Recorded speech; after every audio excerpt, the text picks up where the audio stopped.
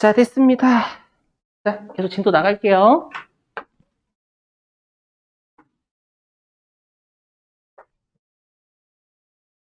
자, 여기 1장은 이론 출제 엄청나게 합니다, 여러분들.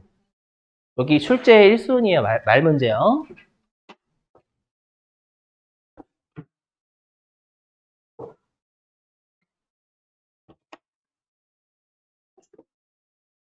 자, 출제 1순위니까 꼭 달달달달 외우시기 바랍니다. 물론 기출문제는 요 1장 전체를 해야 풀 수 있는 문제들이 우리 교재에 좀 많아가지고 예전에 안 그랬는데, 예. 그래서 일단 문제는 요 1장을 다 공부하고 그때 풀어보도록 하겠습니다. 자, 보시죠. 자, 부가가치세의 특징 잘 냅니다. 처음이시니까 특징을 좀 잘 내요. 항상. 자, 그럼 일단 우리가 세금이라는 건 나라에서 부과하는 세금이 있고요. 지방자치단체에서 부과하는 세금 이렇게 두 가지가 있어요. 그래서 지방자치단체가 부과하는 세금의 대표적인 취득세 같은 거 있잖아요. 우리가 지방세라고 지방세. 예, 그리고 국가가 부과하는 세금을 국세라고 합니다. 우리 대표적인 3대 국세라고 하면 법인세, 소득세, 부가가치세를 3대 국세라고 지칭을 많이 합니다. 그래서 일단 국세다라는 거 암기. 그리고 우리 아까 그 세액을 빼주는 건 전 단계 사업자가 납부한 세액을 빼줬죠. 그래서 우리가 뭐라고 하냐면 전 단계 세액공제법이라고 하는 전 단계 사업자가 냈던 세액을 빼준다라고 해서 전 단계 세액공제법이라고 하는데 시험에 가끔씩 어떻게 장난치냐면 전 단계 거래액 공제법 이렇게 장난칩니다.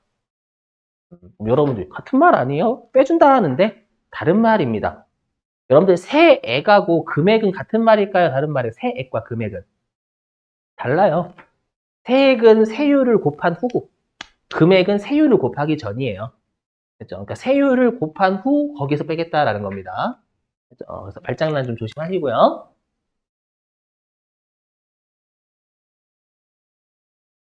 자, 그리고 이제 여러분들 우리 소득세 같은 경우에는 여러분들이 세금 직접 내셔야죠. 세무세 원래. 여러분들이 세무서에 세금도 내셔야 되고 경제적인 부담도 여러분들이 하시는 겁니다. 그래서 우리가 이렇게 납세 의무자는 뭐를 의미하냐면 세무서에 세금을 갖다 내는 자, 신고하면서 갖다 내는 자를 납세 의무자라고 하고요. 그 다음에 담세자이죠. 담세자. 담세자는 우리가 실제로 세금 부담을 경제적으로 하는 자를 우리가 담세자라고 불러요. 근데 부가가치세는 납세 의무자. 세무서에 신고하고 납부하는 사람은 사장님들이 사장님들. 근데 아까 봤었지만 경제적 부담은 소비자가 다 했죠. 소비자. 이렇게 납세 의무자와 담세자가 다른 세금 우리가 뭐라고 하냐면 간접세라고 불러요. 간접세. 간접세는 어떻게 생각하시면 되냐면 전가하는 세금 정도? 그렇죠? 여러분 다 전가하는 거예요. 그렇죠? 그래서 대표적인 게 여러분들 그 술 드실 때 주세 있죠, 주세. 그다음에 뭐 휘발유 이런 것들 있잖아요. 그죠? 그런 것들 다 거기 있는 사업자가 먼저 내고 그 물건을 전가시켜 버리거든요. 여러분들이 마시거나 아니면 휘발유 넣으실 때. 그죠? 그걸 우리가 간접세라고 해요. 그래서 이렇게 납세 의무자와 담세자가 일치하는 세금을 직접세라고 하는 직접세 아닙니다. 부가세는요. 알죠? 자, 그 다음에 네 번째 다단계 거래세는 우리 아까 부가가치세를 거래 단계별로 계속 부가가치 징수하고 돌려주고 그랬죠. 탈세 방지하기 위해서. 그렇죠? 그래서 우리가 거래 단계마다 세금을 부과하고 그러는 걸 우리가 다단계 거래세라고 합니다. 근데 거래 단계 한 번만 과세하는 걸 우리가 단단계 거래세라고 하는데 단단계는 아닙니다. 남기하시고.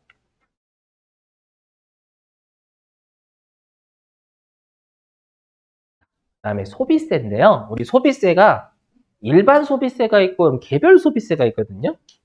그 개별 소비세는 주로 사치품에 대해서 물리는 세금이다라고 생각하시면 개별 소비세. 여러분들이 뭐 대표적으로 모피를 사시거나 모피 아니면은 그 샤넬 가방 같은 거 있죠. 사치품, 명품 가방. 요런 것들을 여러분들이 매입하시면 개별 소비세라는 걸 부과하게 돼요. 근데 우리 부가가치세는 여러분들 음료수에 부가가치세 있거든요. 그 음료수가 사치품이에요? 그건 아니죠. 그래서 우리가 일반적으로 소비하는 것에 대한 세금이다라고 해서 부가가치세를 일반 소비세라고 합니다. 아셨죠? 요 정도 남겨줄 수 있죠. 요거. 여기는 여기까지면 할만해요. 그나마. 근데 요 아래 두 개 가지고 말장난 칩니다. 자꾸. 요 두 개, 요 두 개. 요 두 개 설명할게요. 여러분들이 왜 세법이 암기 과목이냐면 세법은 절대 이해하는 걸로 내지 않아요. 절대. 그냥 무조건 세법 문구 그대로 냅니다. 여기는 막 역진성 어디 갔어? 여기 막 어디 갔지? 여기 역진성 완화 이렇게 내요. 갑자기. 요거. 자, 설명 좀 해볼게요. 요거부터 설명할게요. 요거부터. 여기 세부담의 역진성 완화부터 설명할게요. 자, 들어보시면. 자, 아까 여러분들 부가가치세가 원칙이 10%라고 했죠? 그죠?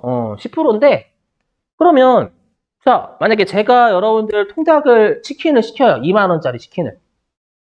시키면 얼마 내야 돼? 부가가치세까지 포함하면. 22,000원 내야죠. 근데 이제 이재용 회장님이 치킨집에 전화한 거예요. 전화해가지고, 안녕하세요. 저 이재용입니다. 저 치킨이라는 거 한번 먹어보고 싶어요. 장난이에요. 패러디. 저 치킨이라는 거 먹고 싶은데, 얼마죠? 라고 했더니, 이재용 회장님은 부자시니까, 치킨이 2만원인데, 부자시니까 6만원 내시면 되겠습니다. 그렇게 할까요? 아니요. 둘 다 22,000원이에요. 맞죠? 근데 문제가 있죠. 여러분, 우리가 어렸을 때 배우는 세금 있죠? 어렸을 때 배우는 세금은 부자가 많이 내야 돼요? 서민이 많이 내야 돼요? 부자가. 맞죠? 근데 부자가 많이 내야 되는데 똑같은 세금 내고 있죠. 지금 2,000원씩. 부가가치세를. 그죠? 그럼 상대적으로 소득에 비해서 상대적으로 서민이 세금보다 더 많이 하잖아요. 맞죠? 소득에 비해서. 이해되세요? 이렇게 세금 부담이 반대로 진행이 되는 걸 역진성이라고 합니다. 역진성. 그죠? 세금 부담이 반대로 진행이 된다. 오히려 서민들이 많이 낸다는 뜻입니다. 맞죠? 그럼 이거 어떻게 해주면 될까요? 완화시켜 주려면. 주로 서민들이 소비하는 물건에 대해서는 부가가치세를 면제해 주면 돼요. 면제. 그게 여러분들이 알고 계시는 면세제도예요. 면세제도. 그래서 면세제도는 서민들이 소비하는 물품에 대해서 부가가치세를 면제해 주는 거예요. 그렇죠? 그러면 이제 상대적으로 완화가 되겠죠? 왜 완화다라고 하냐면 서민들이 먹는 것도 그 부자들이 먹을 수 있거든요. 그것도 면세예요. 그렇죠? 그래서 완화라고 되는 완화. 됐죠? 이렇게 면세제도. 됐죠? 조심하시길. 자, 이제 위쪽이랑 이제 헷갈려요. 이제 헷갈리기 시작합니다. 이제 위쪽 할게요, 위쪽. 자, 들어보시면. 자, 우리나라에서 전기차를 외국에 수출했어요. 전기차. 외국에 수출했는데, 우리나라에서 부가가치세를 때리고, 그 다음에 미국에서도 부가가치세를 때리면, 그렇죠. 우리가 소비는 분명히 수입하는 미국에서 이루어지잖아요. 근데 부가가치세는 두 번 때리는 국제적인 이중과세가 돼버려요. 하나의 소비에 대해서 이중과세가 되는 게 국제적 이중과세거든요. 맞죠? 그럼 국제적 이중과세가 되는 거 당연히 방지를 해야 돼요. 그러면 어느 한 국가에서만 부가가치세를 걷고요. 어느 한 국가에서는 부가가치세 부담을 0으로 만들어주면 됩니다. 그죠? 일단 여기까지는. 근데 우리 아까 부가가치세는 무슨 세래? 무슨 세? 소득세, 소비세. 소비세라고 했죠. 그럼 소비는 수출하는 국가에서 해요? 수입하는 국가에서 해요? 그죠? 수입하는 국가에서 하니까 우리가 수입하는 국가인 소비지국 과세원칙이다라고 합니다. 이걸 시험에 어떻게 장난치냐면 일단 생산지국 과세원칙이라고 장난쳐요. 생산하는 국가는 수출하는 국가죠. 요거 말장난 일단 조심하시고. 그래서 여러분들 같은 말이에요. 국제적 이중과세 방지랑 소비지국 과세원칙은 같은 말입니다. 국제적인 이중과세를 방지하기 위해서 소비하는 국가에서만 때리겠다 이 말입니다. 같은 말이니까 외워주시고. 그럼 거꾸로 얘기하면 수출하는 국가에 대해서는 우리가 영세율을 적용합니다. 영세율. 맞죠? 그래서 우리가 세율은 10%도 있지만 0% 세율도 있어요. 네, 분명히 여러분 여기서 뻥질 거예요. 뭔 개소리야. 0%가 부가세 안 낸다는 거잖아. 맞죠? 저도 처음에 그랬거든. 그죠? 나중에 3장에서 자세하게 설명할 게 있을 거예요. 지금은 받아들여 주신다. 그죠? 영세율하고 면세가 비슷한 것 같지만 좀 차이가 큽니다. 그건 나중에 3장에서 할게요. 분명히 이거 갸우뚱 하셨을 거예요, 분명히. 그럼 반대로 얘기하면 우리나라에서 수입하면 어떻게 돼요? 우리나라에 수입하면 우리나라에서 부가세 다 거쳐야 되는 거예요.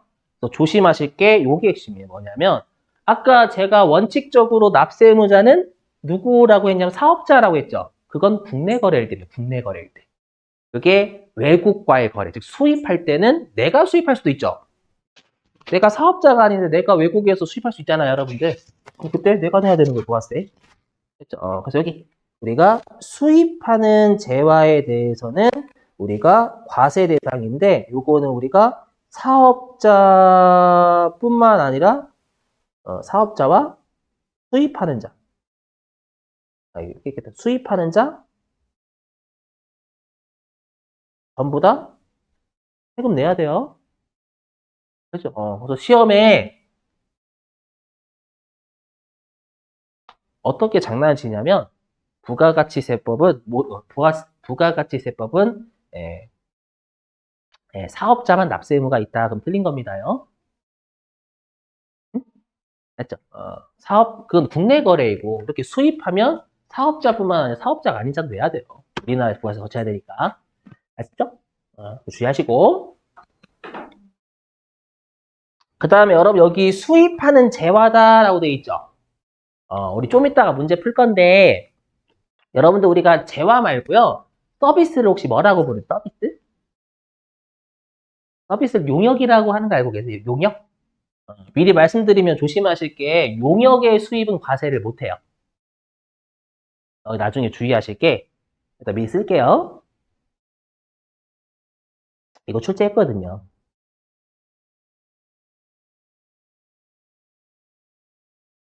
자, 용역의 수입은 과세를 못합니다.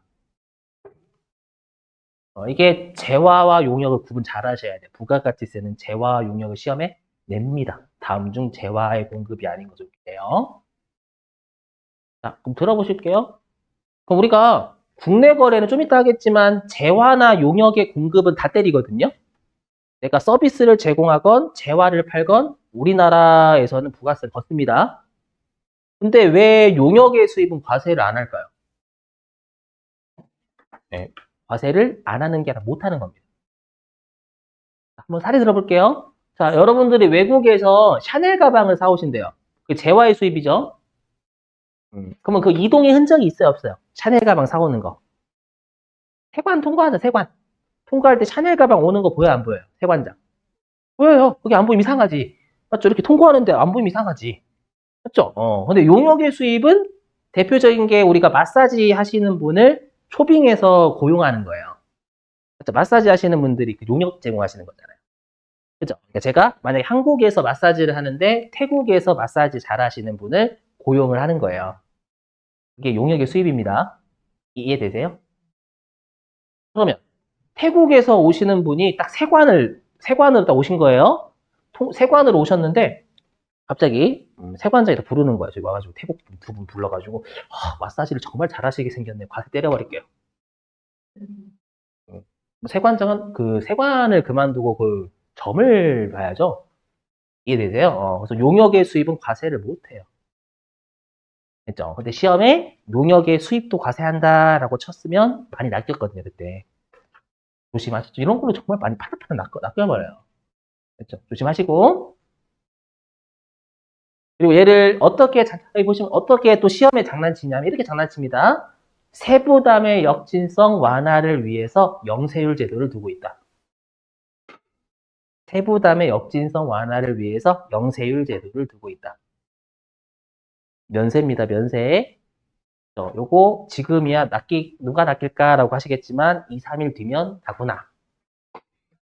진짜 요거 조심하시기 거꾸로 장난쳐요. 취지를. 맞죠? 막 소비지구 과세 원칙은 면세다라고 장난치고요. 조심하셔야 돼. 이 두 거꾸로 장난치는 거. 나머지는 좀 외우면 되는데 여기는 좀 외우는 거 가지고 바로 안 돼요, 잘.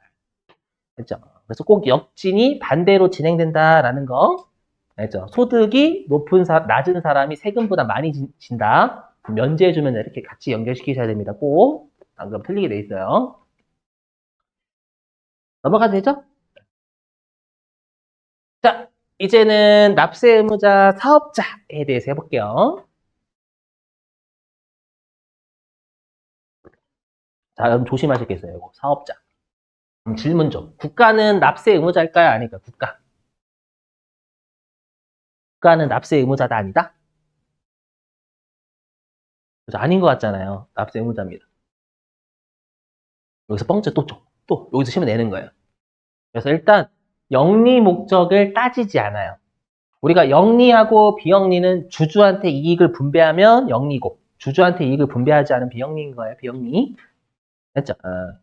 그럼 대표적인 비영리 단체가 국가잖아요. 근데 국가가 납세 의무자다라는 건 무슨 말이에요? 국가도 매입할 때 매입세액을 줘야 된다라는 얘기죠. 아니 국가 납세 의무자니까 국가도 여러분들한테 물건을 매입할 때 매입세 주라는 얘기예요. 그렇지 않나요? 나중에 그 있어요. 국가가 팔 때는 면세거든, 면세. 나중에 뒤가 살 거예요. 그렇죠? 근데 국가가 매입할 때는 매입세 주라는 거예요. 상대방한테. 만약 여러분들한테 매입하면 국가가 여러분들한테 1억에 매입하면 1,000만 원 주라는 얘기예요. 그때 다시 1,000만 원을 여러분이 누구한테 내요? 세무세 내잖아요. 그럼 국가한테 걷었지만 세무서란 또 다른 국가기관에 내죠. 그죠? 그거 뻘짓이잖아요. 근데 왜 그렇게 할까요? 똑같아요. 여러분들의 소득자를 쓰려고. 소득세나 법인세, 과세자를 쓰려고. 아시죠? 여러분들 매출에 판단하려고요. 그렇죠? 그리고 여러분 낸다는 보장이 없어요. 보장이 없어요. 도망갈 수도 있잖아. 그렇죠? 그래서 조심하실 게 국가는 납세의무자가 아니다라고 그리면 국가가 납세의무자 아닌 거 당연하지. 땡. 네, 맞아요. 납세의무자라고 조심하셔야 된다. 조심하시고 꼭 진짜 그렇죠? 세법 나중에 문제 훑어보시면 정말 회계에서 했던 것보다 더 그지같이 내요. 막 한두 문제 가지고 이런 문장 가지고 조심하셔야 돼요. 그럴싸하게 돼, 그럴싸하게. 네. 자, 1장은 무조건 다 대비하셔야 돼요. 자, 그 다음에 여러분들 계속 반복성이 있어야 된다라고 불러. 사업자. 들어보실게요. 자, 여러분 핸드폰 대리점은 핸드폰 팔 때 부가가치세 징수할까 안 할까요? 핸드폰 팔 때 여러분들한테 징수합니다. 그죠? 근데 여러분들이 만약에 중고나라에서 핸드폰을 파신대요. 중고나라 좀 잘해. 당근? 그죠? 당근에서 핸드폰을 파신대. 부가세 걷어야 안 걷어요? 안 걷죠? 부가가치세 달라고 하면 상대방은 부가가치세를 줘, 뺨을 줘요. 뺨을 주겠죠? 왜요? 왜? 둘 다 핸드폰 팔잖아요. 우리는 어쩌다 파는 거고, 핸드폰 대리점 늘상 파는 거고. 맞죠? 그래서 계속 반복성이 있어야 돼요. 어쩌다 파는 거 일시, 우발적. 우리 우발적 살인 사건이다. 제가 아는 우발적 그거밖에 없어요. 아니, 저 우발적 그거밖에 없어요. 저 몰라요. 다른 거 알고 계시면 좀 말씀 좀 문자로 좀 보내주세요. 우발적. 그래서 일시적, 우발적인 것들은 과세하지 않는다라고 해요. 되셨죠? 예. 자, 그 다음에 제가 방금 재화나 용역을 공급하면 과세한다라고 했죠? 그죠, 여러분들? 그러면 여러분들은 회사에 뭘 공급해요? 회사에 용역을 공급하죠, 용역. 근로 용역을 공급하는 거잖아요. 근데 여러분들은 부가가치세 회사한테 걷어서 내야 안 돼요. 회사한테 저 용역을 공급했으니까 부가가치 좀 주세요. 제 4개예요. 그럼 회사가 사기꾼이네 고소합니다. 왜요? 그럼 왜 용역을 공급했는데 왜 과세하지 않아요? 종속적이어서 그래요, 종속적. 우리가 사장님이라고 부르는 사람은 독립적이죠. 고용되어 있으신 분이 아니잖아요. 이해되세요? 그래서 인적 독립성이 있어야 된다라는 거예요. 인적. 되셨어요? 요거. 그래서 근로의 제공은 과세하지 않는다라고 돼 있어요. 조심. 그렇죠? 이거 현실적으로 생각하시면 돼. 부가세 안 걷잖아요, 여러분들이 회사한테. 그죠? 이것도 좀 조심하시고. 자, 그 다음에 네 번째는 제가 아까 재화나 용역의 공급이라고 했지만 실제로 과세가 되는 걸 공급해야 돼요. 왜냐하면 면세 대상 재화나 용역 공급하면 그건 과세하지 않아요. 면세합니다, 면세. 그렇죠? 당연한 상식이죠.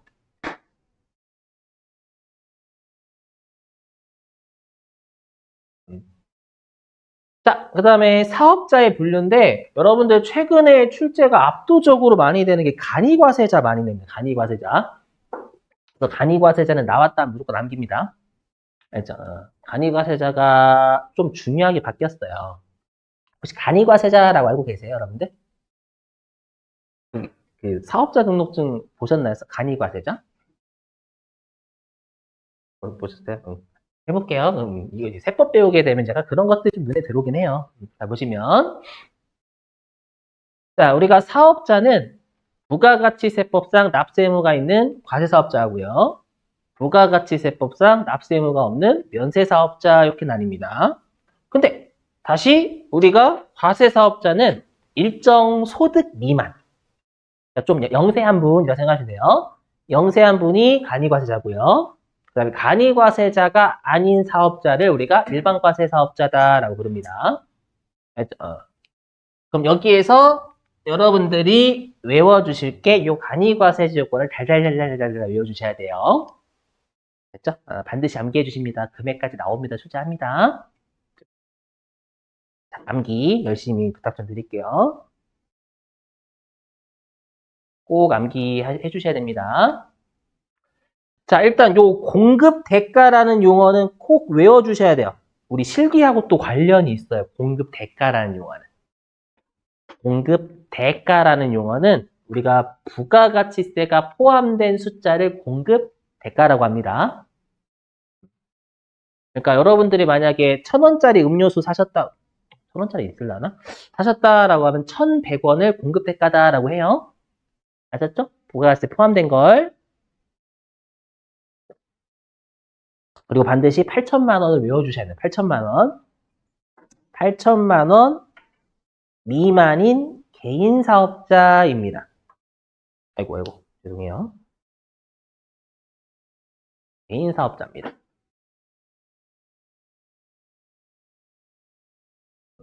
그럼 여러분들 우리가 사업자는 법인 사업자도 있거든요.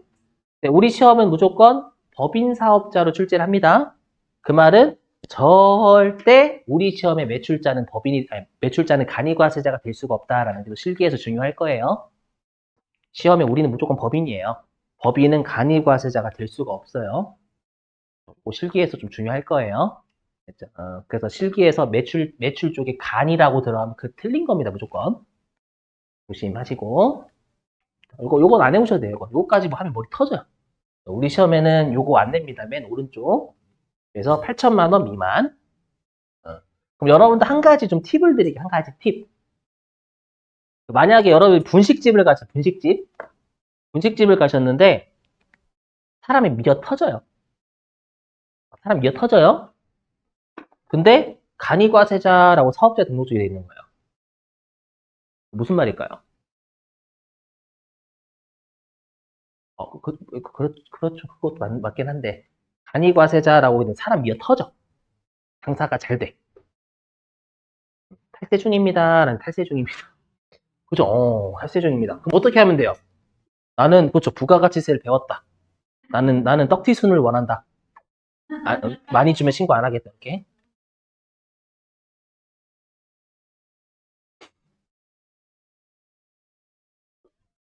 소리요. 네. 세법 맨날 이건 하면 재미없어서 그냥 이상한 거라 해요. 세법은 유일하게 이상한 그 용납이 됩니다, 여러분들. 소리. 실제로 그런 데도 많아요. 실제 저희 동네에서도 현금 결제 요구하시는 분 많고. 자, 그 다음에 이제 요거는 실기하고 관련 또 있으니까 잘 암기해 주세요. 어떤 증빙 발급하는지 우리 18점짜리에서 입력해줘야 되거든요. 그렇죠. 꼭 외워주십니다. 자, 우리가 원칙적으로 과세사업자는 세금 계산서를 발급을 해줘야 돼요. 알죠? 근데 우리가 예전만 하더라도 간이과세자는 영수증만 발급했거든요. 알죠? 예전에는 간이과세자가 듣고 버리셔도 돼요. 지금 이거는 옛날 옛적 역사입니다.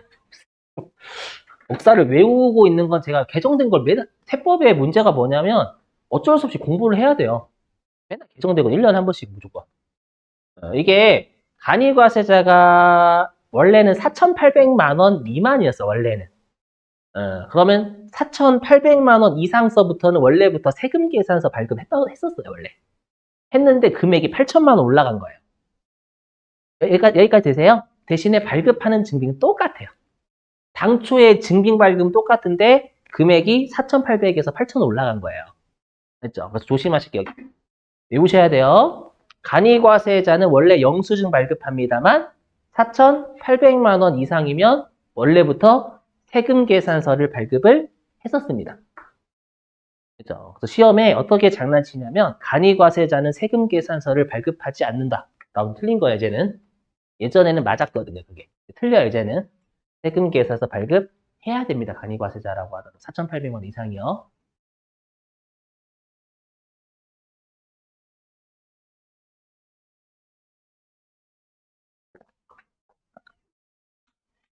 자, 그 다음에 면세사업자 할게요. 자, 우리가 면세사업자는 부가가치세를 과세하지 않는다라고 했죠. 그래서 면세사업자는 부가가치세 란이 없어요. 실제. 란이 없기 때문에 세금 계산서에 세금을 띱니다. 그래서 뭐라고 하냐면 계산서라고 해요. 계산서. 부가세 없어서. 그래서 면세사업자는 계산서라는 걸 발급한다는 게 뒷다 중요합니다. 왜일까요? 나중에 우리 면세 걸어야 되거든요. 그러면 여러분들이 계산서를 주고받았다라고 하면 아 면세로 사고 팔았구나 이 생각을 꼭 하셔야 된다라는 거예요. 나중에 실기에서 많이 중요할걸요? 그건 나중에 실기 한번 해봐야 아셔요. 지금. 그러니까 일단 계산서라는 건 면세사업자가 발급할 수 있는 거고요. 그럼 계산서를 받았다라는 건 나 면세로 샀다라는 뜻입니다. 됐죠? 나중에 중요합니다. 네. 시험에 이렇게 장난쳐서 그래요. 들어보시면 시험에 55만 원 이렇게 장난칩니다. 55만 원짜리 물건을 매입하고 계산서를 받았다. 왠지 5만 원의 부가가치세가 있을 것 같거든요. 지금은 여러분들 그런 사람이 있어요 라고 하겠지만 나중에 이렇게 낚이게 됩니다. 시험에는 세액이 막 있을 것처럼 장난을 쳐요. 55만 원, 88만 원 이렇게. 됐죠? 조심하셔야 돼요. 여기서 많이 낚이시는 분들 꽤 많이 봐서 그래요. 됐죠? 대비. 슬슬 이제 오시죠? 그분들?